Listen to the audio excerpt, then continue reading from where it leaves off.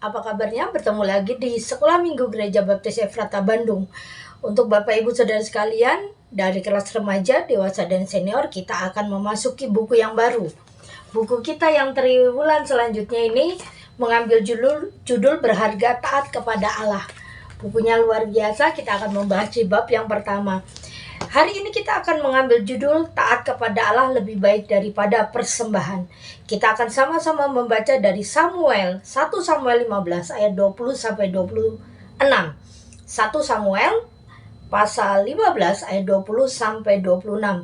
Silakan Bapak Ibu Saudara sekalian membuka Alkitabnya. Saya akan membantu membacanya. Kita akan membacanya bersama-sama.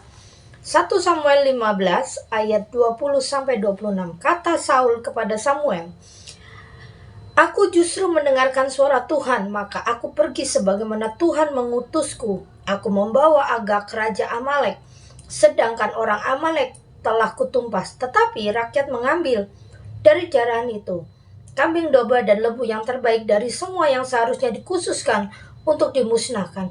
Mereka hendak mengorbankannya kepada Tuhan Allahmu di Gilgal. Tetapi kata Samuel, apakah Tuhan berkenan pada korban bakaran dan korban sembelihan sama seperti kepada mendengarkan suara Tuhan? Sesungguhnya mendengarkan lebih baik daripada korban sembelihan, mengindahkan lebih baik daripada lemak domba jantan. Pembangkangan sama seperti dosa bertenung, keras kepala sama seperti kejahatan menyembah berhala. Karena engkau telah menolak firman Tuhan, ia pun menolakmu sebagai raja." Lalu Saul berkata kepada Samuel, "Aku telah berdosa, aku telah melanggar titah Tuhan dan perkataanmu, sebab aku takut kepada rakyat yang mendengarkan suara mereka. Sekarang ampunilah kiranya dosaku, kembalilah bersamaku, supaya aku dapat menyembah Tuhan." Tetapi kata Samuel kepada Saul, "Aku tidak mau kembali bersamamu, sebab engkau telah menolak firman Tuhan, maka Tuhan pun menolakmu sebagai raja atas Israel." Mari kita berdoa. Tuhan Yesus yang baik, kami ucap syukur. Hari ini kami diberikan kesempatan untuk belajar firman-Mu. Berkati kami supaya kami mengerti, memahami, dan melakukannya dalam hidup kami. Dan hanya di dalam nama Yesus kami percaya berdoa. Haleluya. Amin. Bapak Ibu Saudara sekalian, kalau Bapak Ibu nanti ada waktu atau setelah tayangan ini, lebih baik membaca dari ayat yang pertama sampai ayat yang terakhir. Karena kalau kita membaca ayat 20 sampai 26 saja, itu hanya sepenggal kecil dari kisah yang begitu panjang. Sebenarnya inilah awalnya adalah Tuhan memerintahkan untuk Saul untuk memusnahkan semua orang yang ada di Amalek. Tidak ada yang terkecuali, baik perempuan, anak-anak, baik semua yang makhluk hidup, dan semuanya harus dimusnahkan. Tidak ada yang terkecuali. Tetapi yang dilakukan oleh Saul adalah sebaliknya. Dia hanya memusnahkan rakyatnya saja. Tetapi dia mengambil domba-domba yang bagus, hewan persembahan yang bagus, dan Raja Agag, Raja Amalek pun tidak dibunuh, tetapi diselamatkan. Ini melanggar perintah Tuhan. Ini yang membuat Tuhan kecewa. Dan akhirnya Tuhan marah. Saul sudah melanggar perintah Tuhan. Samuel mulai merendahkan diri di hadapan Tuhan, tetapi keputusan Tuhan sudah bulat bahwa Raja Saul ditolak oleh Tuhan. Saul ini adalah sebenarnya bukan orang jahat pada awalnya. Dia adalah seorang anak laki-laki yang taat dari suku Binyamin. Dia taat pada ayahnya, mencari dombanya yang hilang 3 hari. Dia masih taat pada perintah Tuhan. Dia tunduk, dia lebih pemalu gitu. Walaupun badannya tinggi besar di antara orang-orang Israel lainnya, tetapi dia memiliki kesan bahwa dia seorang pemalu dan rendah diri. Tetapi waktu dia menjadi raja, kepercayaan dirinya kembali, dan dia merasa bahwa Saul yang dulu itu hilang. Dia mulai percaya diri. Dia sudah mulai mengambil keputusan sendiri, dan dia merasa bahwa dia tidak perlu nasihat orang lagi karena dia seorang raja. Dan fatalnya adalah dia sudah mengandalkan dirinya sendiri tanpa mendengarkan firman Tuhan. Padahal yang memilih dia adalah Tuhan sendiri. Orang Israel merengek-rengek meminta raja kepada Tuhan, dan akhirnya Tuhan memilih Saul untuk menjadi raja orang Israel. Tetapi bukan happy ending, tetapi sad ending. Tuhan kecewa. Kekecewaannya ini adalah membuat Raja Saul ditolak oleh Tuhan dan ditolak oleh Samuel. Samuel tidak mau bertemu lagi dengan Saul. Ini dalam kisah ini nanti kita baca di ayat terakhir bahwa ini pertemuan terakhir Samuel dengan Saul. Waktu Saul meninggal, Samuel pun meratap atas kematian Saul. Bapak Ibu Saudara sekalian, tema kita hari ini adalah taat kepada Allah lebih baik dari persembahan. Terkadang kita melihat bahwa sesuatu yang kita lakukan itu baik untuk Tuhan, untuk pelayanan, untuk orang, tetapi sebenarnya itu tidak benar. Seperti Raja Saul hari ini, dia mengambil ternak-ternak yang bagus, pemikiran dia adalah untuk mempersembahkan kepada Tuhan. Dan dia waktu dituduh sebenarnya dia membalikkan fakta. Rakyat yang punya keinginan. Saya udah larang tapi rakyat punya keinginan untuk menyembah Allahmu, katanya gitu. Tetapi itu bukan keinginan rakyat. Bagaimana rakyat itu bisa melangkahi rajanya? Pasti rajanya dulu dong yang mengambil keputusan, baru rakyatnya nurut gitu kan. Kan hierarkinya begitu. Tidak mungkin rakyat mempunyai keinginan sendiri tanpa perintah raja. Yang kedua adalah dia mengambil Agag dan dia tidak membunuh Agag, padahal Tuhan bilang musnahkan semuanya. Bapak Ibu Saudara sekalian, kalau kita membaca kitab Wahyu, di situ dengarkan, kata dengarkan firman Tuhan, dengarkan. Hendaklah orang yang punya telinga untuk mendengar. Kadang-kadang kita mendengar firman Tuhan, tetapi kita tidak dengar-dengaran. Nah, apa bedanya? Kita dengar, oh ya, harus berbuat baik, harus berdoa, harus baca firman Tuhan, harus memberi yang terbaik. Kita dengar. Tetapi kalau kita dengar dan melakukannya, itu namanya dengar-dengaran. Makanya di sini teguran dari Samuel sangat keras. Ayat 22. Apa Tuhan berkenan pada korban bakaran dan korban sembelihan sama seperti pada mendengarkan suara Tuhan? Ternyata mendengarkan suara Tuhan itu tanda ketaatan. Anda memberikan perpuluhan, Anda memberikan persembahan, Anda membantu orang miskin, Anda baik kepada semua orang. Tapi tanpa Anda mendengarkan suara Tuhan dan taat pada perintahnya, persembahan Anda sia-sia. Kita ingat ya bagaimana seorang Farisi mempersembahkan persembahannya di rumah Tuhan, begitu banyak jumlahnya. Tetapi ada satu janda yang mempersembahkan hanya 2 keping uang. Bunyinya kelinting-kelinting gitu kan ya. Dan akhirnya apa? Tuhan bilang, si janda ini memberikan lebih banyak daripada orang itu. Padahal secara nominal si janda ini jauh. Tetapi yang Tuhan lihat bukan nominalnya, tetapi yang dilihat adalah ketulusannya, ketaatannya pada Tuhan. Pelajaran kita triwulan yang lalu dan triwulan ini kita mengajarkan tentang taat. Bukan hal yang mudah untuk menjadi seorang Kristen yang taat. Kita banyak mendengar perintah Tuhan. Kita banyak tahu aturan firman Tuhan. Tetapi terkadang dalam kekuatan kita yang terbatas ini, kita selalu jatuh bangun dalam melakukan firman Tuhan. Tetapi ada keinginan terus untuk mentaati firman Tuhan. Inilah yang menjadi kekuatan kita ya Bapak Ibu Saudara sekalian. Seperti lagu dangdut ya, jatuh bangun gitu. Saya pun gitu. Saya mengakui di hadapan Tuhan. Waktu kemarin hamba Tuhan di gereja kita, Bapak Gembala bilang, sudahkah kita melakukan amanat agung? Saya mengakui di hadapan Tuhan bahwa saya belum sepenuhnya melakukan amanat agung. Tetapi saya rindu untuk memberitakan Injil, rindu memuridkan, rindu menjadi terang dan garam. Tetapi saya akui, saya tidak bisa mengandalkan kekuatan saya. Saya harus mengandalkan kekuatan Tuhan. Saya minta Tuhan mampukan saya untuk menjadi alat Tuhan. Begitu juga dengan kita. Diingat baik-baik Bapak Ibu Saudara sekalian, pelajaran kita hari ini. Tuhan tidak minta duitmu. Tuhan tidak butuh uangmu. Saat engkau membayar perpuluhan, bukan berarti Tuhan butuh uangmu. Tapi Tuhan lihat ketaatanmu. Saat engkau memberikan persembahan di gereja, entah itu persembahan buah sulung, persembahan ucapan syukur, atau persembahan-persembahan biasa, Tuhan tidak memandang uangmu berapa jumlahnya, tetapi Tuhan lihat ketulusan hati. Ingat baik-baik Bapak Ibu Saudara sekalian, uang yang Bapak Ibu berikan itu Tuhan gak butuh itu. Tuhan kita Allah yang kaya. Tuhan kita Allah yang luar biasa. Dia gak butuh uang. Tapi jangan Bapak berpikir, saya gak usah memberikan perpuluhan uang, Tuhan kaya kok. Saya gak usah memberikan persembahan. Untuk apa? Tuhan gak butuh uang saya. Bukan itu. Kita mendengar perintah untuk memberikan yang terbaik, maka kita melakukannya. Perpuluhan itu bukan buat Tuhan. Perpuluhan itu kalau di gereja kita jelas uangnya itu untuk apa? Untuk operasional gereja. Bayar listrik, bayar air. Bagaimana kita juga harus merawat gedung gereja kita. Tanda kasih pendeta. Bagaimana dengan karyawan di gereja. Semua itu membutuhkan partisipasi jemaat. Lewat apa? Lewat persembahan itu. Saat kita renovasi gereja saat ini, kita juga menggalang dana. Buat apa? Untuk rumah Tuhan.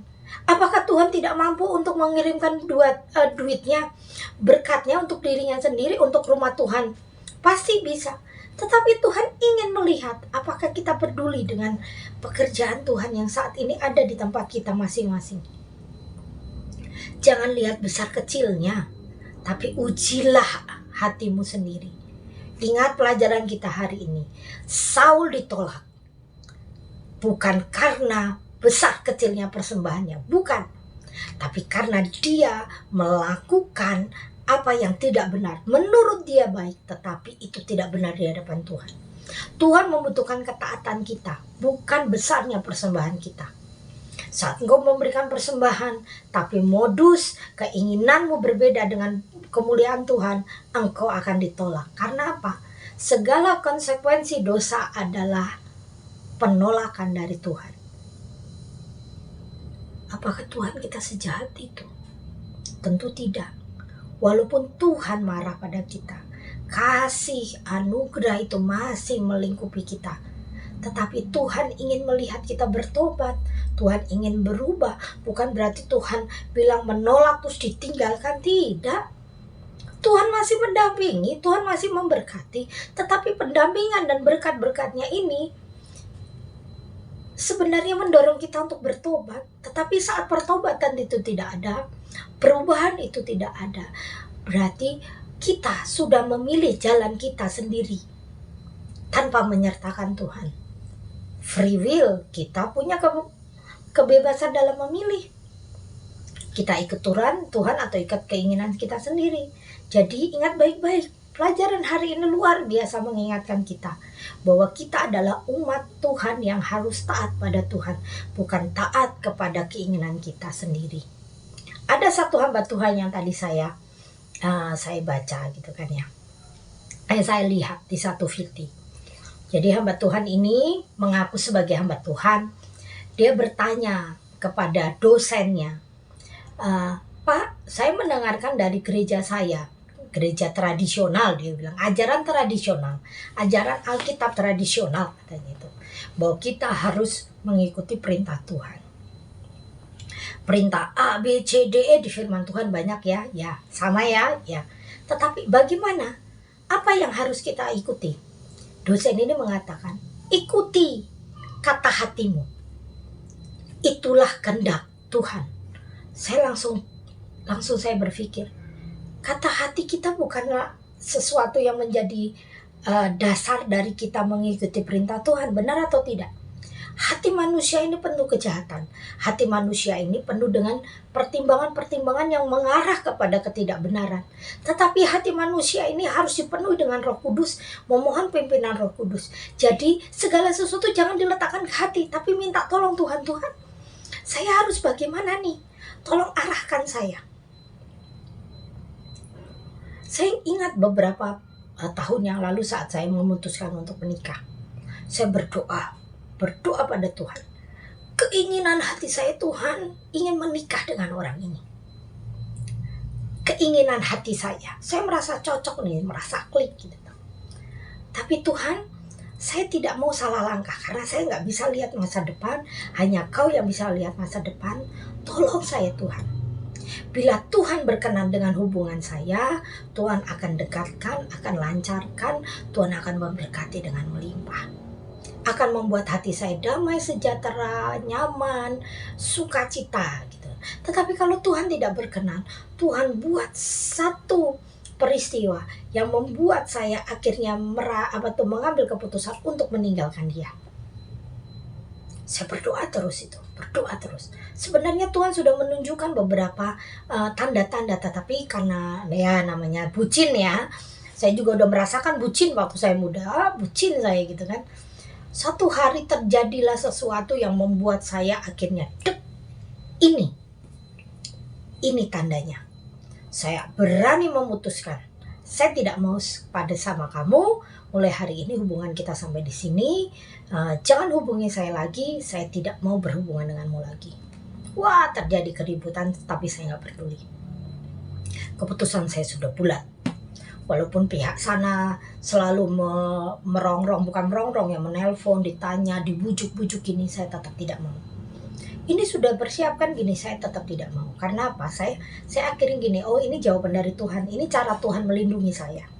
Setelah lewat beberapa tahun, saya bertemu dengan suami saya yang sekarang. Dan saya pun bertanya, hati saya pun pengennya dia gitu kan ya. Saya udah cocok nih sama dia gitu loh. Seperti perasaan saya yang dulu gitu. Tetapi waktu saya mulai berdoa, Tuhan, kalau Tuhan berkenan, Tuhan dekatkan, Tuhan berkati, lancarkan semua urusan segala macam gitu kan ya. Tetapi kalau Tuhan tidak berkenan, buatlah satu peristiwa yang membuat saya bisa meninggalkan dia. Tetapi dari satu masa ke masa, akhirnya malah bukannya jauh, tetapi kami semakin dekat, semakin erat, kami semakin luar biasa. Kami punya 5 pokok doa waktu itu, yang kami doakan setiap malam, saat telepon kita berdoa 5 hal ini gitu kan. Dan sampai hari ini kami sudah 4 pokok doa kami itu dijawab.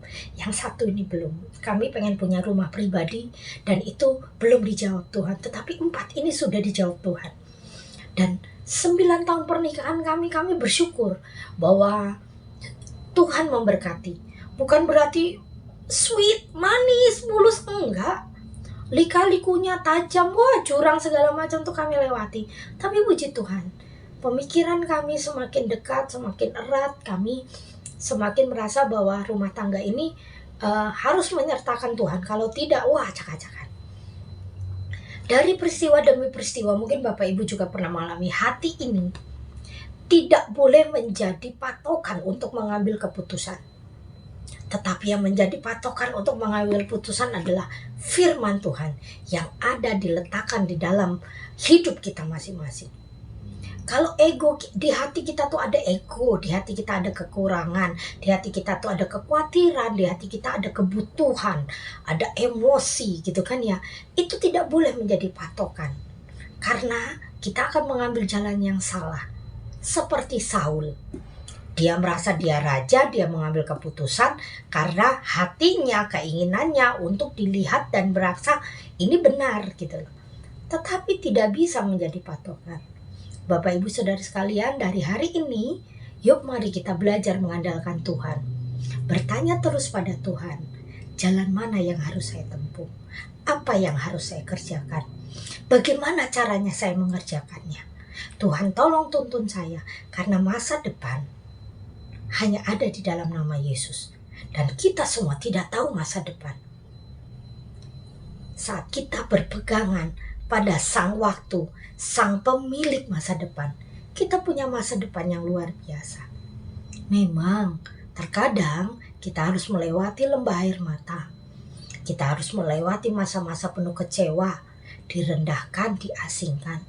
Tetapi kalau sang pemilik waktu itu masih memegang tangan kita bisa melewati badai ini.